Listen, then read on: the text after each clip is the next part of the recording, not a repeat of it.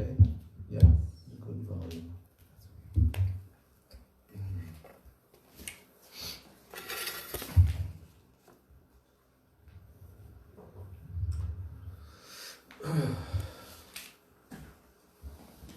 Tell me a little bit about this song of Narottam Das Thakur's.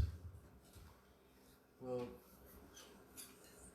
it harkens back to an experience that Srila Narottam Das Thakur had in Keturi at the river Padma. He went to take his bath one day, and didn't this experience come over him where he felt overwhelmed by the love of Mahaprabhu, right? Yeah. Gauranga Balite Havi Pulak, in fact, hair standing on end, shivering in the body, and then he felt that just by chanting the names of Hari Hari, that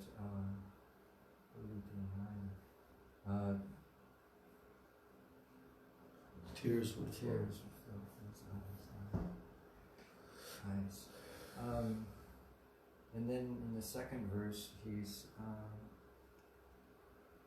asking Nityananda, Prabhu, when will that day when I gain your mercy? That mercy will enable me to feel that all material desires are insignificant. Mm-hmm. And then he goes on to say, when will that day be when my mind is purified? Because only when my mind is purified will the pure land of Vrindavan be revealed. But how will the mind become purified? You see, Vishaya Charya. when I give up sense enjoyment, Right. Vishaya. And then with a purified mind, what will happen?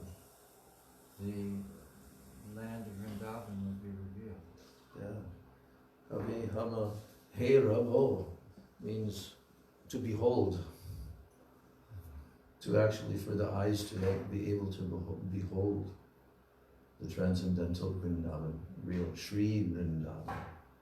Yeah. Then when will I be eager to understand the teachings of Srila Rupa Goswami and Raghunath Das Goswami, and thus be actually able to understand something of the love of the divine couple? how will that happen? Rupa Raghunatha Pade Hoive Akuti. Oh, good. Maybe mercy, right? Eagerness. Eagerness. But how will that eagerness happen? Rupa Raghunatha Pade. When I take shelter at the Yeah. lotus feet of When Radha. they become everything to me.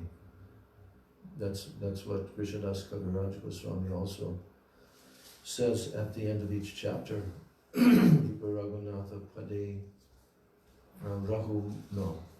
How does he say it at the end of Rupa Raghunatha Pade? Taking shelter at the lotus feet of Rupa and Raghunath Das Goswami. Yeah, Char. Krishnadas narrate this. No, I have to see. Rupa Raghunatha Pade. Because I'm stuck on the Gauranga Balite song, so my mind won't go to that. I don't remember the Sanskrit, but he always says Pade. taking shelter of the lotus Yeah. feet of Rupa and Raghunath, I Krishnadas narrate Shri Chaitanya. Yes. So, okay.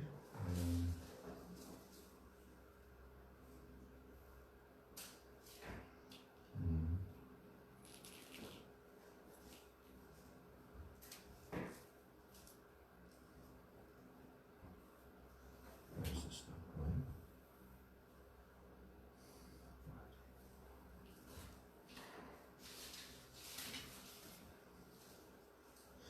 Raghunath Pade Jar Ash. Yes, because Rupa Raghunatha Pade Hoibe Akuti, and then in the next verse he says Rupa Raghunatha Pade Rahu Mor Ash. So Pade, Rupa Raghunatha Pade Jar Ash. So praying at the lotus feet of Sri Rupa and Raghunath, always desiring their mercy. Bhai Krishnadas Nere Chaitanya Charitamrita Kohe Krishnadas. So the Rupa Raghunath statement is made by these greatest authorities. Sometimes Srila Krishnadas Kaviraj Goswami is called the greatest authority, one of the greatest authorities under Rupa Goswami, direct Rupanuga, Vaishnava. And when Prabhupada translated this song, on his audios that he recorded, then he says, when will I be eager to read the books given by the 6 Goswamis? That's how he said. And he also sometimes it's Rupa and Raghunath Goswamis, but sometimes Rupa Raghunath means from Rupa to Raghunath, means all 6. In this case, definitely Rupa Raghunatha Pade Jar Ash. Yes.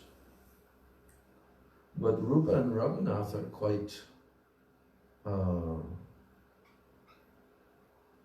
our whole line is the line of Rupa and Raghunath Goswamis, because Srila Bhaktisiddhanta Saraswati Thakur, in his final spoken instructions, Srila Bhakti Pramod Puri Goswami Maharaj has written his various offerings in that one book of his, that his offerings written on Vyas Puja days and disappearance days over a period of decades. You ever see that book?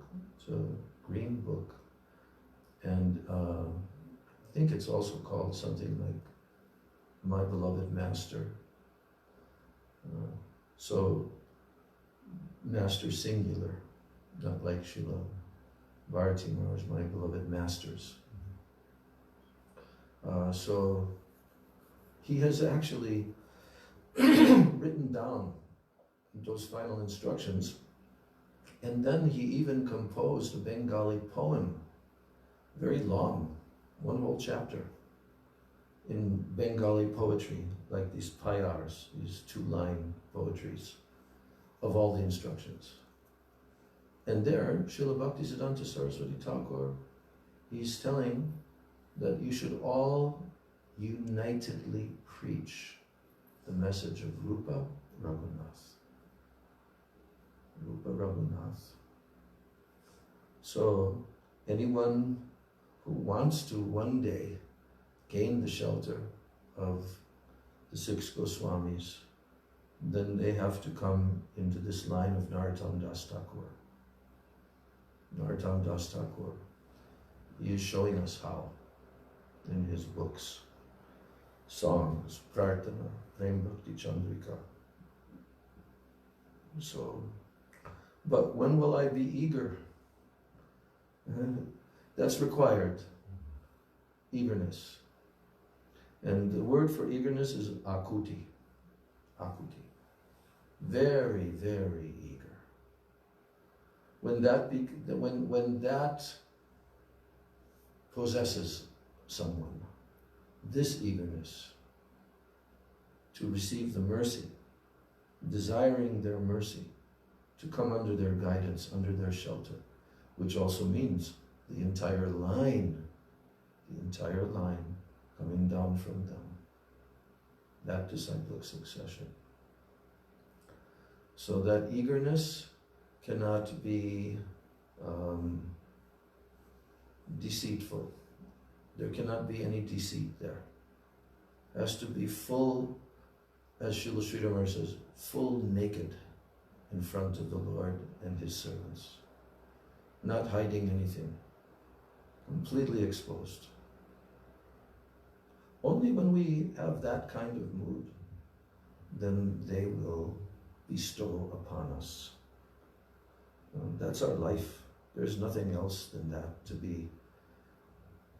be longed for. So the eagerness has to develop. That eagerness, it will come. Ruchi, asakti. Without that eagerness, no one can attain. Otherwise, then it's vaidhi, sadhana bhakti, vaidhi. But when that desire becomes so strong, so that particular song, this song, Gauranga Bulite Habe, when we can sing that song with full comprehension and mood, that I'm trying to bare my heart, my soul, bearing my soul, revealing my heart to the Lord and the Lord's associates. All of those songs, we sing them, and if we think about them more and talk about them more, there's more of a chance that then when we sing them again, it will have some mood. So I'm just starting. Guruve Gaurachandraya Radhikaya Itadalaye Krishnaya Krishna Bhaktaya Tadbhaktaya Namo Namaha Vandeham Shri Guru Shijataha Padakamalam Shri Gurun Vaishnavamscha Shri Rupam Sagrajatam Sahagana Raghunathan Vitam Tam Sajivam Sadvaitam Savadhutam Parijana Sahitam Krishna Chaitanya Devam Shri Radha Krishna Padan Sahagana Lalita Shri Vishakan Vitamscha Om Jnana Timirandasya Jnananjana Shalakaya Chakshurun Militam Yena Tasmai Shri Gurave Namaha Mukam Karoti Vachalam Pangum Langayate Girim Yat Kripa Tamaham Bande Shri Gurun Dinatadanam Vancha Kalpatarubhyascha Kripa Sindhubhyevacha Patitanam Pavanebhyo Vaishnavebhyo Namo Namaha Namo Mahabhadanyaya Krishna Prema Pradayate Krishnaya Krishna Chaitanya Namne Gaura Tvishe Namah He Krishna Karuna Sindho Dina Bandho Jagatpate Gopesha Gopika Kanta Radha Kanta Namostute Tapta Kanchana Gaurangi Radhe Vrindavaneshwari Vrishabhanu Sute Devi Pranamami Hari Priye Vrindai Tulsi Devai Priyai Keshavasya Cha Krishna Bhakti Prade Devi Satyavachai Namo Namaha Panchatattvatmakam Krishnam Bhakta Rupa Swarupakam Bhaktavataram Bhaktakyam Namami Bhakta Shaktikam Shri Krishna Chaitanya Prabhu Nityananda Shri Advaita Gadadhar Srivasadi Gaura Bhakta Vrinda Hare Krishna Krishna Krishna Hare Hare Hare Rama Rama Rama Hare Hare Hare Krishna Krishna Krishna Hare Hare Hare Rama Rama Rama Hare Hare My Dandavat pranams, my Shraddha Pushpanjali at the divine lotus feet of my most worshipable beloved Gurudev, Nitya Lila Pravishta Om Vishnupad Paramahansa Ashtatarashata Sri Srila A.C. Bhaktivedanta Swami Maharaj Srila Prabhupada. Send my same Dandavat pranams and my Shraddha Pushpanjali at the lotus feet of my beloved worshipable Siksha Gurudevs, Nitya Lila Pravishta Om Vishnupad Paramahansa Astotarasata Sri Srila Bhakti Rakshak Sridhar Goswami Maharaj, and Nitya Lila Pravishta Om Vishnupad Paramahansa Astotarasata Sri Srila Bhaktivedanta Narayana Goswami Maharaj, and my unlimited Dandavat pranams to the lotus feet of all of my Shri Shri Rupanuga Guru Varga, and my Dandavat pranams to all the Vaishnavas and all the Vaishnavis.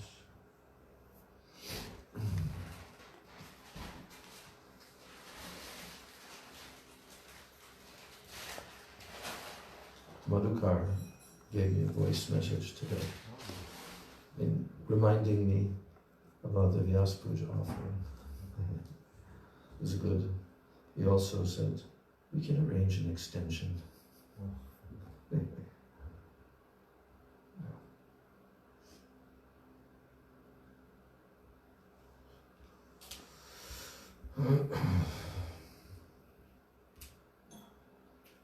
So yesterday, Shri Guru Gauranga Gandhari Giridhari Shri Shri Radha Govinda Jiyo Ki Jai.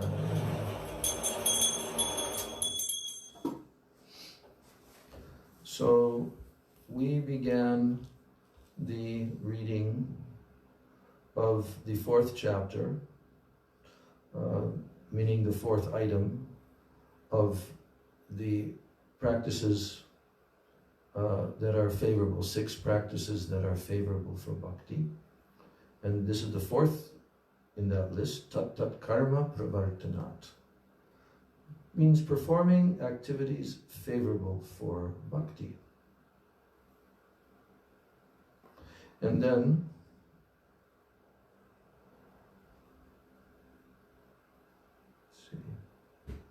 okay. So right now what we're doing is we're reading the list of the 64 limbs of bhakti, which are mentioned by Sri Chaitanya Mahaprabhu to Sanatana Goswami in the Madhya Lila chapter 22, text 115 through 129. And we came up to the point, number 8. I'm going to read the first 8 again. Number 1, to take shelter of the lotus feet of Sri Guru. Number 2, to accept Diksha from him. Number 3, to serve him, Guru Seva. Number 4, to be inquisitive, to learn about the true Dharma of the living entity. And that one is very essential. To be inquisitive, to learn about the true Dharma of the living entity. How important is that? And how important is it that a human being should be inquisitive about this? Just imagine if in this world there were road signs and billboards along the highways saying, "Don't forget to inquire." But there's not, because the people are in darkness. To come out of that darkness, what is required? All these items here. When we say Ajnana timirandasya, what does that mean? It means ajnana, ignorance. Everyone is in ajnana. And because they're in ajnana, they're also in timiranda. Timirandasya means what? Darkness. Cannot see. In darkness, your eyes cannot see. So, Jnananjana Shalakaya. Here the word Anjana, Gyan Anjana, is ointment.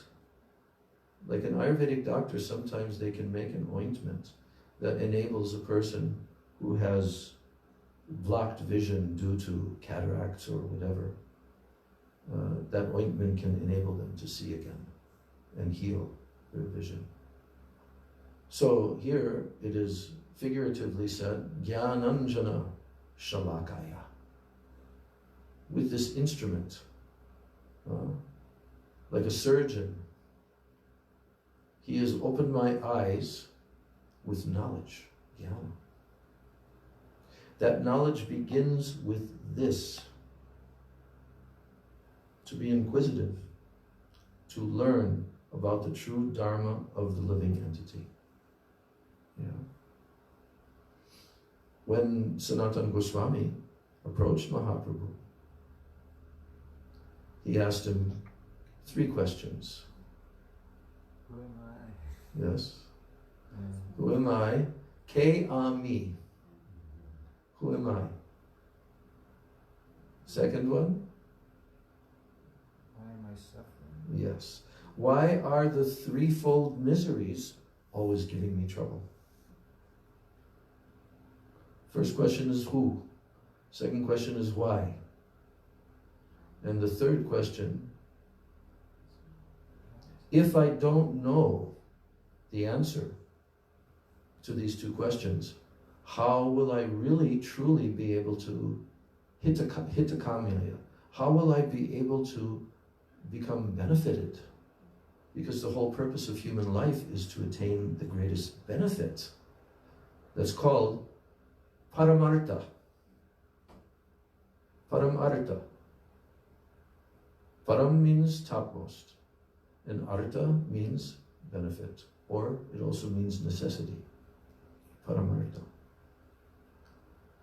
What is required to receive this paramartha, to attain paramartha, the highest benefit that is possible to attain, which is Krishna Prema. Very tangible, real thing. Paramartha. What did Mahaprabhu say? Prem pumarto mahan. That prem is the pum artha, mahan, the great ultimate goal of the human form of life. Prem. Prem pum arto mahan. To attain that, one will require to have param artik shraddha. Param artik shraddha. Yeah, but shraddha that is firm in what? That if I serve Krishna, everything will be attained. If I do bhakti to Krishna, everything will be attained. Shraddha Shabde, Vishwas Kohe, Sudridha Nishchoy, Krishna Bhakti Koile, Sarva Karma Krita Hoy. What does that mean? The word, it's the definition given by Krishnadas Kaviraj of the word Shraddha, faith. Shraddha Shabde. Shabde means this, the word, the sound Shraddha. Vishwas Kohe. Vishwas means very firm belief. Sudridha Nishchoy. Sudridha means like Dridha Vrata, means firm vow. So Sudridha means extremely firm, what? Belief. Sudridha, Vishwas. Vishwas means to believe in something. So that's the first line of the definition. Shraddha Shabde Vishwas Kohi Sudridha Nishchoy. Nishchoy. Completely convinced. Like in Bengali, Will you do this? Nishchoy, Ami Korbo. Certainly, definitely, yes, I will do it. So Nishchoy, Sudridha Nishchoy. Now, Sudridha Nishchoy in what? In this fact that Krishna Bhakti Koile Sarva Karma Krita Hoy. If one does bhakti to Krishna, Sarva Karma Krita Hoy. All other necessary activities will be done. Krita Hoy. They'll be accomplished. They'll be accomplished. And we can also see that there is the opposite. The opposite of this is that if I don't do bhakti to Krishna, no matter what I do in my occupational duties and so forth, they'll not give any proper result. But if I do bhakti to Krishna, all result comes. That's called Shraddha. And the Shraddha that is necessary when one comes to the lotus feet of Sri Guru is this inquiring mood. How can I attain my ultimate benefit? And like it says here, to be inquisitive to learn about the true Dharma of the living entity. We didn't know what the true Dharma was before we came to Sri Guru, did we? We had no idea what the true Dharma of the living entity is. We had some vague idea about some vague form of religiosity or philosophy or this or that, But we had no idea what is the actual Dharma, the actual ultimate constitutional function of a living entity. So to be inquisitive about that, to learn this is one of the 64 limbs of bhakti. Yes, and then number 5, to follow the path by which the sadhus have attained Bhagavan. We follow their path, no one else's. We don't follow anyone else in this world, no one. We are not a follower of anyone else, except for the pure Vaishnavas, how they've lived, what example, what instructions they've given, that we follow.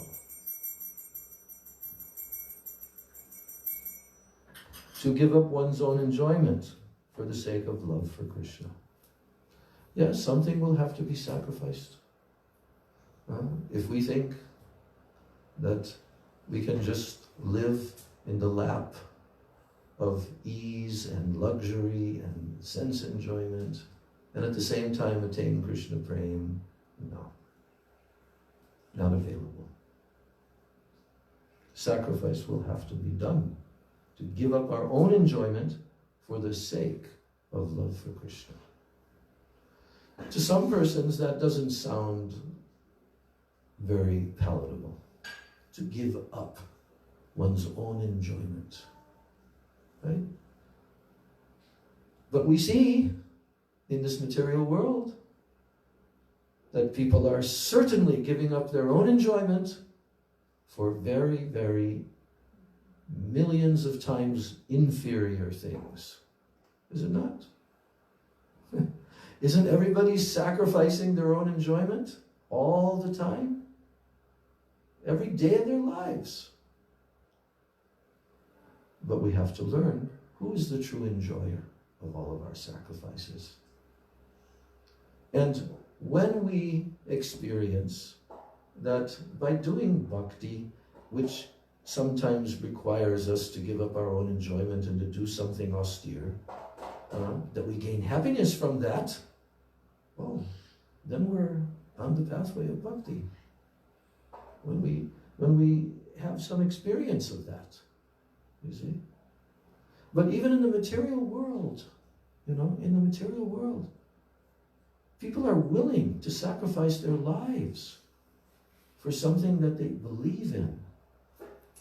I was just listening to a discussion. There was in Australia, there was some very high-level military person, I don't remember his name, he was being interviewed. And this was a couple of years ago, but it was on the subject, the political situation of the world and so forth. And this person was like highly decorated. And you could see just by his poise, just by his tone of voice, just how he answered the questions. I mean, there's a whole movement that they want him to run for president and blah, blah, blah, like that. But he was describing how a real patriot, a real soldier, he cannot be bought for money.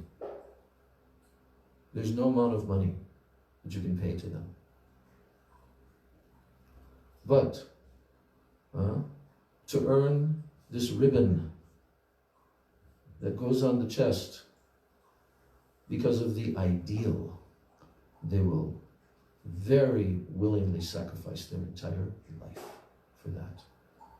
Because it is something of great value and, what's the word?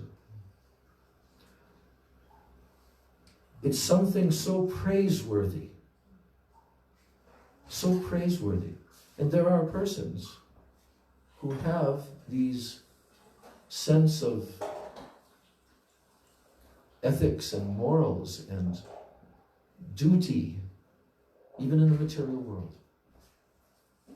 Right? So, what to speak of to perform our eternal function for the satisfaction of our eternal worshipable Supreme Lord. To have that mood in our heart, nothing else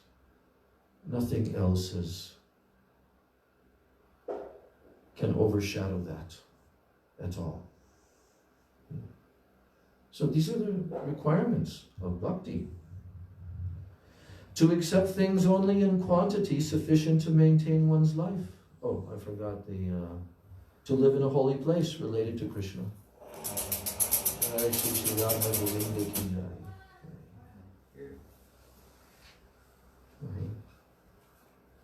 Yes. And how wonderful is that? To live in a holy place. But for materialistic persons, it does not appeal. Right?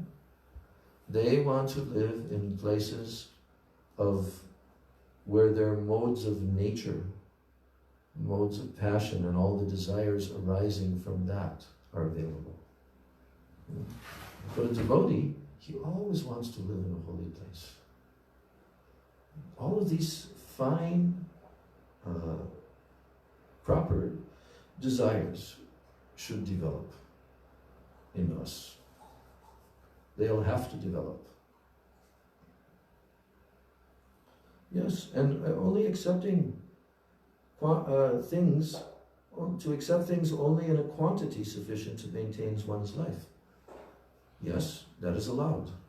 You have to work, you have to earn, you have to maintain life. But to do excessive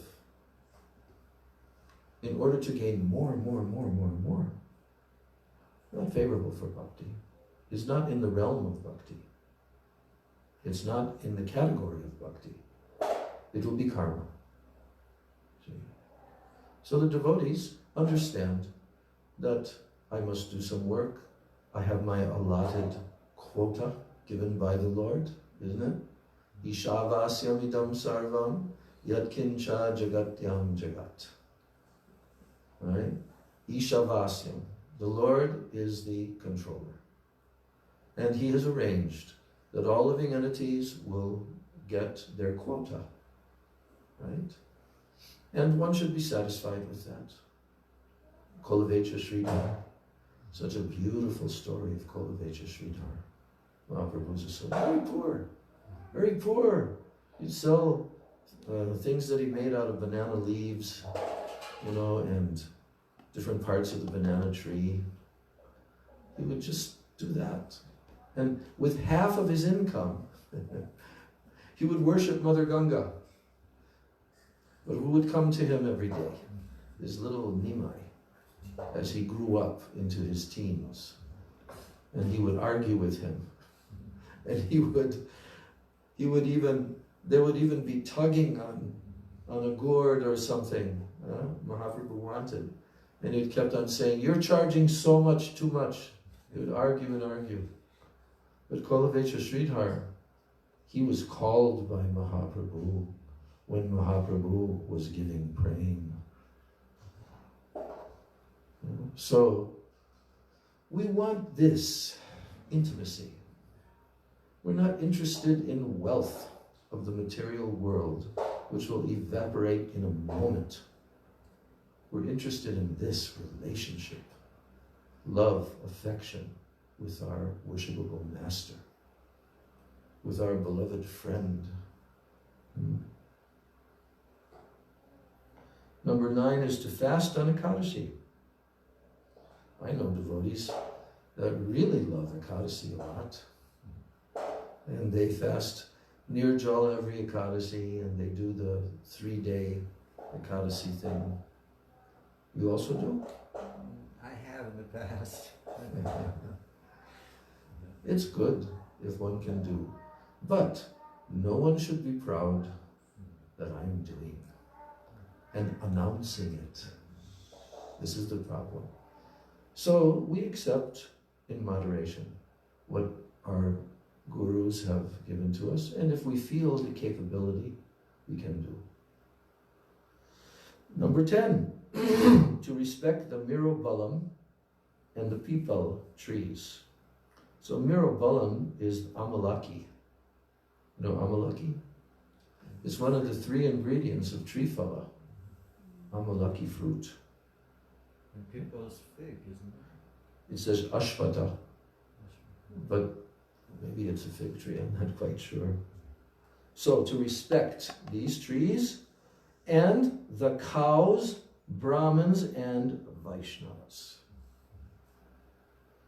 This is very essential because it's one of the 64 limbs of bhakti, to respect the cows and the Brahmanas, and especially the Vaishnavas.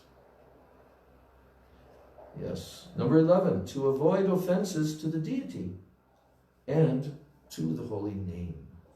In one principle, both are there, the deity and the holy name, to avoid offenses. That's an entire book, Harinam Chintamani, by Bhakti Vinod Thakur, with Namacharya Haridas Thakur describing each one of the 12 offenses, the 10 offenses, and how to chant so not to commit them. Number 12, to give up the company of non-devotees. What do you think about that one?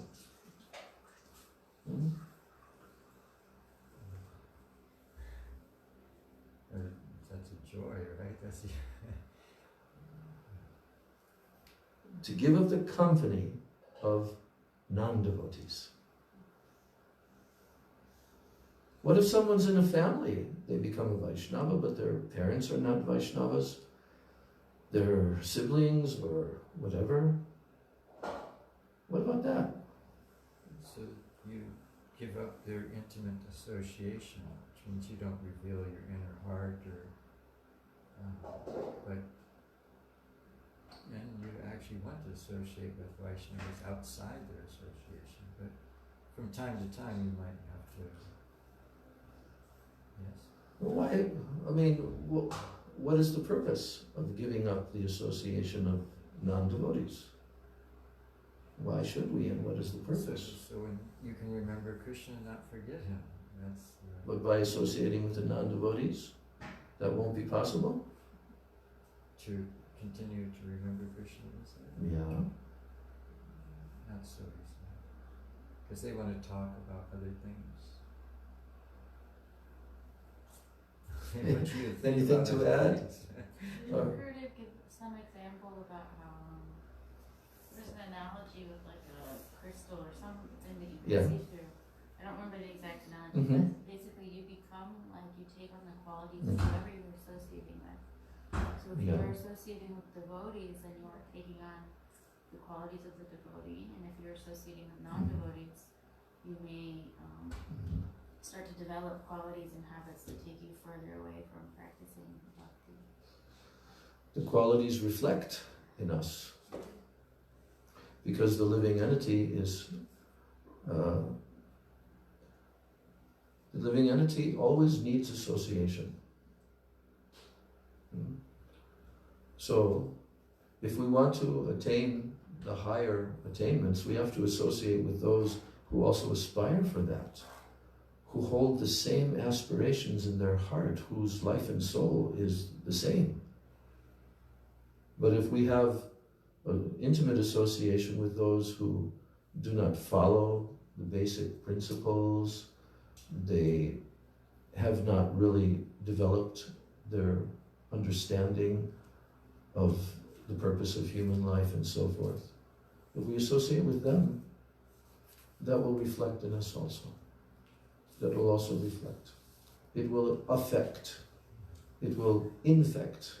That word we're hearing too much nowadays, infection. But that's the real infection. That's the real virus, is materialistic association. So that's why Chaitanya Mahaprabhu has very much emphasized this point by saying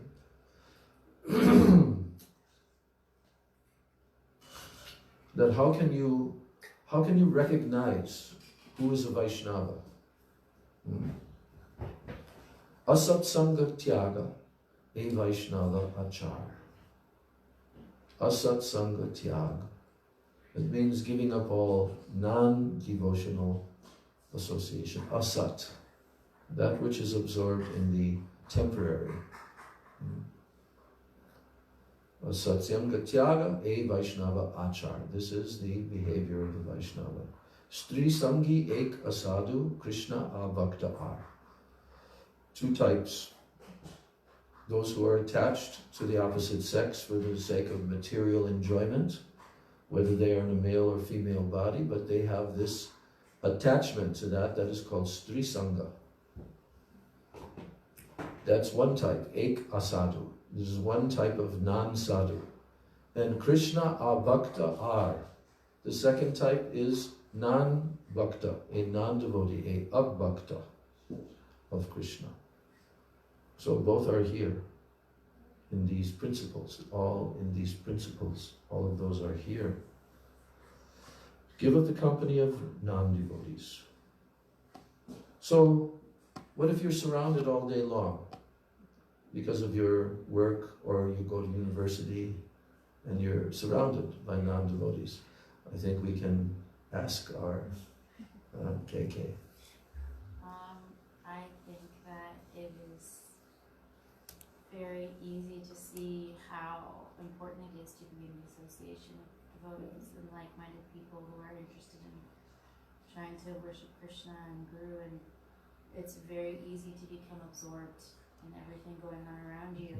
So from my experience, seeking out the association of devotees, coming to festivals, hearing Hare Katha, reading books, chanting, doing your best to absorb your mind, even if you're surrounded by everything else. I can't say that I've done this at all, but I think that what I've seen is as much as you can seek out association, and that gives you the strength to try to maintain something when you are not having that daily association. Very good answer. But one thing, philosophical understanding of truth, tattva gyan, that also protects us. Tattva gyan, that also protects us. Because just like in the Bhagavad Gita, Krishna says, Janma, Mrityu, Jara, Vyadi, Dukkha, Doshanu, Darshana. He's telling us how we should look at the material world that we live in. And he said, one should always see that this world is the place of what? Birth and death. Is it not? Everyone's going to die. And then we're repeatedly going through this. Janma, Mrityu, Jara, everyone's growing old. And Vyadi, everyone's suffering from diseases. Dukkha, Dosha, Anudarshana. Dukkha, Dosha means the fault, the dosha of this suffering condition. This is the nature of the material world. It is dukkha, dosha, anudarshanam. Anudarshanam means to be able to see this all the time. That your vision and your intelligence does not become deviated. Oh, look at those people. They're wildly enjoying sense gratification and going to parties and breaking all principles and all of this. Huh? Oh, they're having fun. I want to be like them. That means person has become completely snatched by Maya, by the illusory energy, if they fall into that. But if we understand the philosophy, if we understand tattva gyan that protects us, very much so, that yes, of course, you'll have to follow Upadesha Amrita and you'll have to tolerate the 6 urges and all of this, but you use your intelligence for that. When the intelligence becomes somewhat clear and purified, oh, then one can do that. One can avoid because of clear intelligence and tattva gyan. It's not the whole package, but it's a very sizable percentage of what is necessary in order to determine who should I associate with. Is this association beneficial for me? Is this association going to be harmful for me? Like that. Because it also involves taste. Not only intelligence, but also taste. That by doing the process of sadhana bhakti, with the proper mood, with the proper intentions, under the proper guidance, and so forth, all of your senses also become purified. There's so much purification that takes place.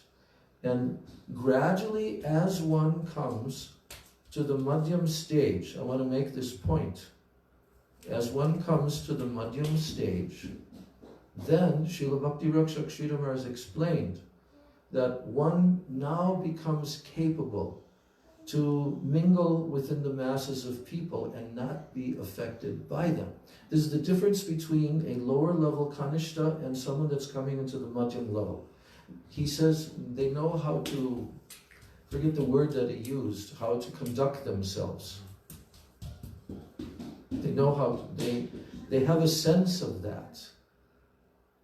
But in the lower levels, sometimes they'll have to just completely abstain. But by taste, one gradually develops some vigyan comes, some realization comes. And that vigyan also makes one identify oneself as a devotee of Krishna. This is who I am. This is my identity. This is who I am. I'm a devotee of Krishna. Hey, Narottam. I'm a devotee of Krishna. And with that understanding, then one understands that this non-devotional association is very unfavorable. I'll just say one last thing before we have the artik. You know that story? The story of this Brahmin man who became very attracted to this prostitute. And she was a very well-known and well-to-do prostitute, but that was her occupation. And I forget, was he a leper or not? No, he wasn't a leper. That's different. So anyway, he was a Brahmin. He was a Brahmin, right? And he lived as a Brahmin and so forth, but he was overwhelmed by lust.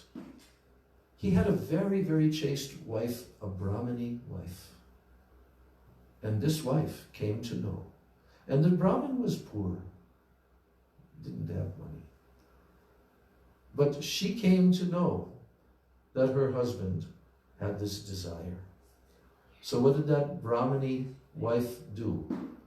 She went and approached that prostitute lady and gradually became a servant of hers.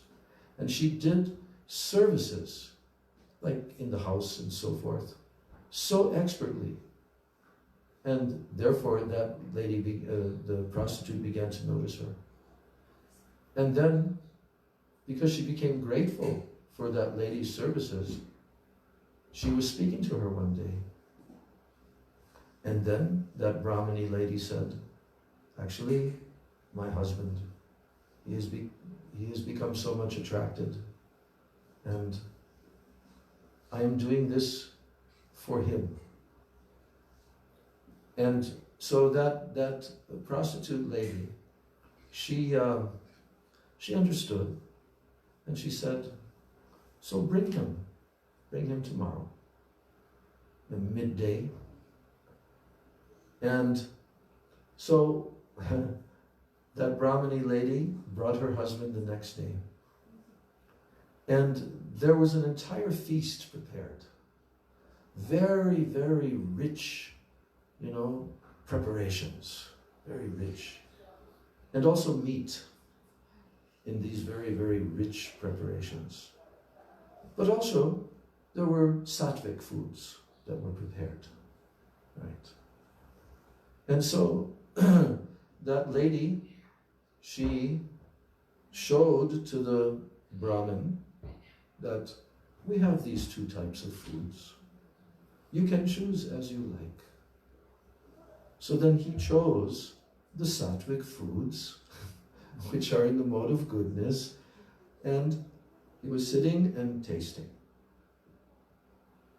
And then, after that, after the meal, the prostitute said to him, he said, you are attracted to me and this flesh, but this is like all of these rich foods and meats and so forth. But actually, your wife is like this sattvic food. She's very pure, very satisfying, mode of goodness like this, And why you are attracted to this? This is not your real nature. Your nature is to eat this kind of food. And somehow the statement of the prostitute registered so deeply in his heart that he gave up that desire. He thanked her and went away with his Brahmani wife. So my point in relation to this story is that once one develops the qualities by practicing bhakti, even like some of you so fortunate from your childhood, practicing in the environment of bhaktas and all of that. So naturally, qualities have developed, certain attractions and certain tendencies and so forth. But it is true that being surrounded by opposite types of lower modes of nature association can affect. But when we become very properly situated in tattva gyan, in knowledge, and our daily practices and so forth, then that will keep us floating on the protective lake of pure bhakti, at least aspiring for that. So I know that persons like you, KK, and Kishori and others, they had the instruction from Gurudev, go to university like this, and you've done that. And because of that, you've received the mercy and the blessings that you have developed the necessary qualities and understanding, proper understanding and attraction to being a devotee. So anyone like Krishna in the Chaitanya Charitamrita, there Mahaprabhu is telling Sanatana Goswami in that same chapter about bhakti. He's saying that when a living entity at any point, when that living entity says from his heart, "Oh Krishna, from this day forward, I'm yours," he at once gets out of the clutches of the material energy. Prabhupada translates that. So this is the thing, that we have to have this abhiman, that I am nothing but a servant of my Guru and Krishna and the Vaishnavas. Hari Guru Vaishnava. And then we can function within this world without being trapped. But still we should always be careful. Yes? Still we should be careful, because always tests will come. And we have to pass those tests. Hare Krishna. Jai Shri Shiv Videsham Ritam Ki Jai. Jai Shiv Bhakti Vinod Thakur Ki Jai. Jai Shri Chaitanya Charitam Ritam Ki Jai. Jai Nitai Gaura Premanandi Hari Vansha Kalpatarubhascha Kripa Sindhu Bheva Cha Patitanam Pavanebhyo Vaishnavibhyo